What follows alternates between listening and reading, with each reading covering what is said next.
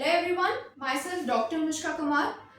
Today we are going to discuss the most important topic theoretically as well as clinically, which is your local anesthesia.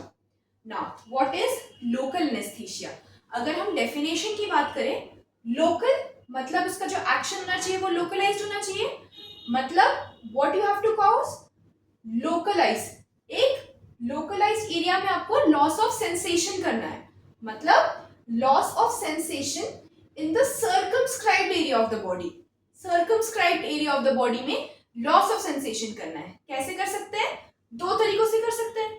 या तो आप depression in the excitation of nerve ending cause करोगे, या फिर आप inhibition in the conduction process in peripheral nerves करोगे. अब हम ये कैसे करेंगे ये हम अभी आगे डिस्कस करेंगे. But to summarize the definition, what is local anesthesia?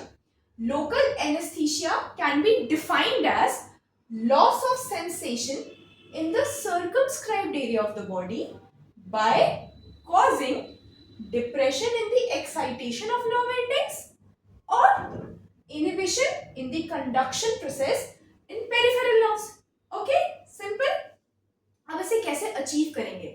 How to achieve it? अलग अलग तरीके अचीव करने के. First is your mechanical trauma. मैं भी जोर से खींच के एक थप्पड़ लगा दूं किसी को, राइट? वो एरिया कहाँ हो गया? सुनो जाएगा. आपने क्या अचीव किया? लोकल एनेस्थेटिक एक्शन अचीव करा आपने उस स्पेसिफिक एरिया पे. तो एक मैकेनिकल ट्रॉमा से आप लोकल एनेस्थीसिया अचीव कर सकते हो by compression of the tissue. Correct? नहीं तो टेम्परेचर को रिड्यूस करके कर सकते हो, नहीं तो एनोक्सिया या कोई केमिकल इरिटेंट्स को यूज करके कर सकते हो, या फिर कुछ न्यूरोलाइटिक एजेंट्स होते हैं लाइक अल्कोहल एंड फिनॉल, उनसे कर सकते हो, या फिर chemical agents like your local anaesthesia जो अभी हम लोग डिस्कस करेंगे आज के वीडियो में. ओके, इन सब तरीकों से आप क्या कर सकते हो? लोकल एनेस्थीसिया अचीव कर सकते हो. Correct? Now coming to the properties of local anaesthesia. देखो, इसमें कुछ रटना नहीं है, सिंपल है. एक पेशेंट है आपके पास, ठीक है, आपको उनको लोकल एनेस्थीसिया देना है. तो आप क्या करोगे? एक एरिया में एनेस्थीसिया को या तो जेल या स्प्रे के फॉर्म में अप्लाई करोगे या इंजेक्ट करोगे. मतलब एक टिश्यू पे आपने लगाया, तो जिस टिश्यू पे आप लोकल एनेस्थेटिक एजेंट को अप्लाई कर रहे हो वो इस टिश्यू को क्या इरिटेट नहीं करना चाहिए. मतलब irritate the tissue, irritation of tissue वहां पे नहीं होना चाहिए. Local anaesthetic agent should not irritate your tissue. Correct? Second और क्या होना चाहिए? आप अपने लोकल एनेस्थेटिक एजेंट जो लगाया है अपने प्रोसीजर को कंप्लीट करने तक लगाया है. आपको क्या चाहिए कि कोई लॉन्ग टर्म उसका साइड इफेक्ट ना हो, या फिर कोई भी परमानेंट डैमेज ना हो तो आपकी नर्व की कॉन्फ़िगरेशन को. That means your local anaesthetic agent should not cause any permanent damage to the nerve configuration. Simple. अब तीसरा क्या होना चाहिए? या आप टॉपिकली अप्लाई करो या आप उसको इंजेक्ट करो. आप क्या कर रहे हो? लोकल एनेस्थेटिक एजेंट को अपने सिस्टम में डाल रहे हो ना. तो जो लोकल एनेस्थेटिक एजेंट है उसकी सिस्टमिक टॉक्सिसिटी जो है वो कम से कम होनी चाहिए, राइट? मतलब मिनिमल सिस्टमिक टॉक्सिसिटी कॉज करना चाहिए लोकल एनेस्थेटिक एजेंट जो आप यूज कर रहे हो. करेक्ट? नेक्स्ट आते हैं. अब लोकल एनेस्थेटिक एजेंट जैसे हमने पहले बोला, या तो आप टॉपिकली अप्लाई करोगे ना जेल या स्प्रे के फॉर्म में, या आप इंजेक्ट करोगे. मतलब आप इंजेक्ट करो या टॉपिकल एप्लीकेशन करो, दोनों में आपका लोकल एनेस्थेटिक एजेंट जो है वो इफेक्टिव होना चाहिए, है ना? ये आपका फोर्थ पॉइंट हो गया. अब नेक्स्ट, आप कोई प्रोसीजर परफॉर्म करने जा रहे हो, ठीक है, आपने पेशेंट को लोकल एनेस्थीसिया दिया, तो आप क्या चाहोगे कि लोकल एनेस्थीसिया आपका जल्द से जल्द एक्ट करे. मतलब जो टाइम ऑफ ऑनसेट है लोकल एनेस्थीसिया का वो शॉर्ट होना चाहिए. जितनी जल्दी आपका लोकल एनेस्थेटिक एजेंट एक्ट कर रहा है उतना अच्छा. करेक्ट? अब आपने जो प्रोसीजर कर रहे हो, सपोज जो भी प्रोसीजर आप परफॉर्म कर रहे हो पेशेंट पे, अगर उस प्रोसीजर के बीच में ही एनेस्थीसिया का असर खत्म हो गया तो क्या होगा? पेशेंट को पेन शुरू हो जाएगा ना. हमें वो नहीं चाहिए ना.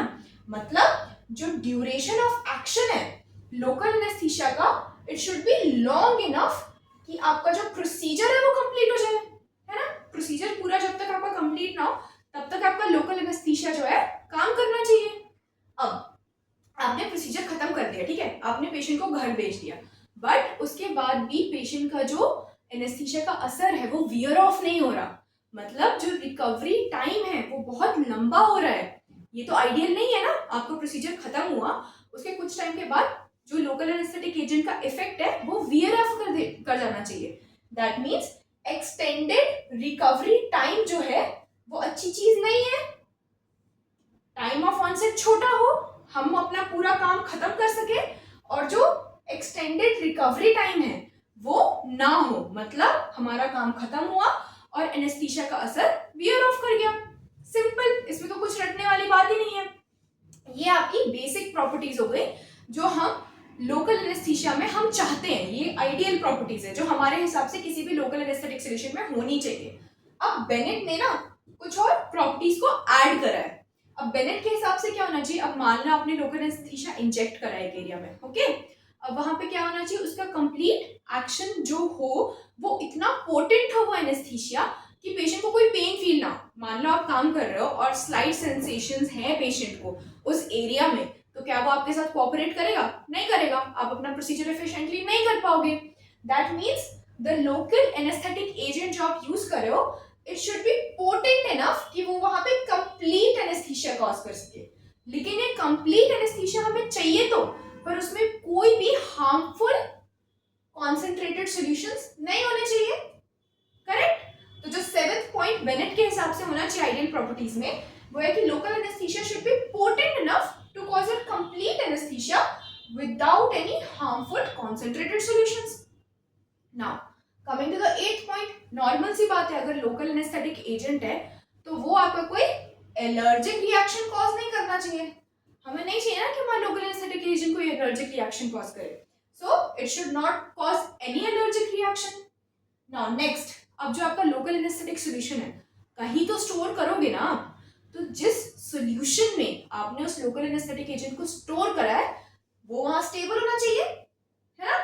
और जैसे ही आपने उसको बॉडी में डाला, मतलब या तो आप इंजेक्ट करो या टॉपिकली अप्लाई, जैसे भी जो भी आपका मेथड है, जैसे ही आपने बॉडी में डाला it should be actively bio transformed in the body, मतलब उसका एक्टिव बायो ट्रांसफॉर्मेशन हो जाना चाहिए बॉडी में।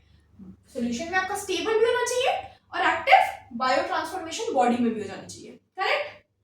नेक्स्ट, आपका जो लोकल एनेस्थेटिक एजेंट है या तो वो आपका स्टेराइल हो, ठीक है, या फिर हम उसको स्टेरिलाइज कर सके। कैसे स्टेरिलाइज कर सके? हीट के थ्रू कर सके। मतलब बेनेट के हिसाब से या तो आपका लोकल एनेस्थेटिक एजेंट स्टेराइल हो या फिर जब हम उसको हीट के द्वारा स्टेरिलाइज करें तो उसमें कोई डैमेज कॉज ना हो। ठीक है, ये आपकी 10 प्रॉपर्टीज हो गई या the ideal properties of a local anaesthesia, जो हमें चाहिए कि ये सारी की सारी प्रॉपर्टी हमारे उस लोकल एनेस्थेटिक एजेंट में होनी चाहिए जो हम यूज कर रहे हैं। Correct? These are the ideal properties of local anaesthesia. कुछ रटना नहीं है इसमें। नाउ लोकल एनेस्थीसिया का मैकेनिज्म ऑफ एक्शन समझने के लिए पहले हमें समझना पड़ेगा कि हमारी एक नॉर्मल